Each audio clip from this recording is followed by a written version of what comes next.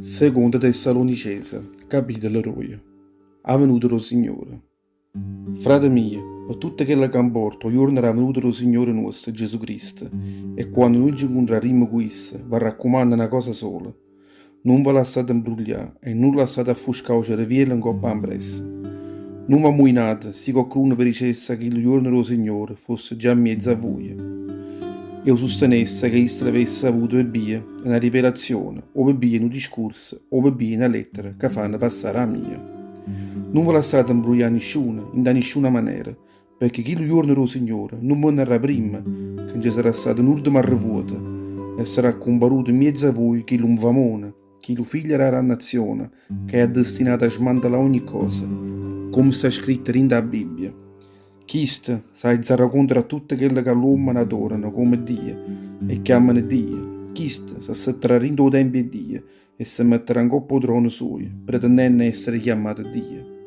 Non vi ricordate che vi ha giurito già queste cose quando stava ancora in mezzo a voi? E mo sapete pure perché chi non famone non già farà se spalafagà, perché starà qualche cosa che farà andare a tenere, sino a quando non sarà arrivato il momento suo. Che la forza potente del male sta già in mezzo a noi, ma perché si potesse mostrare con chiarezza è necessario che venisse luata a mezzo, prima che lo sta mettendo in un tubo annanzi. Solo danno che non famone si potrà spalafagare, ma il Signore Gesù Cristo, proprio come sta scritto in da Bibbia, la citarà proprio con uscire la bocca sua, e lo destruirà con il brannore era venuta soia. Chi non famone venderà la potenza di Satanas, con tutta quella forza e miracolo favaz e prodigio favaz, a usare ogni sorta inganno per fare male a tutti quelli che staranno per cadere in una ruina.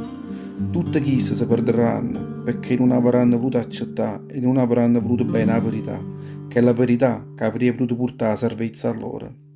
E proprio per questo Dio manda ancora a tutta questa gente una forza per far ingannare, a così loro creeranno rinda che la bugia, e a così tutti quelli che non avranno creduto rinda la verità, e se saranno arrecreate, facendo ogni sorta infamità, saranno tutti quanti castigati per sempre. A preservanza. Noi invece abbiamo sempre ringraziato Dio per voi, frate miei, perché il Signore va bene assai, perché Dio va scivete e ha voluto che voi foste i primi a essere salvati per mezzo di lo Spirito che vi fa diventare santi per mezzo della fede vostra in la verità.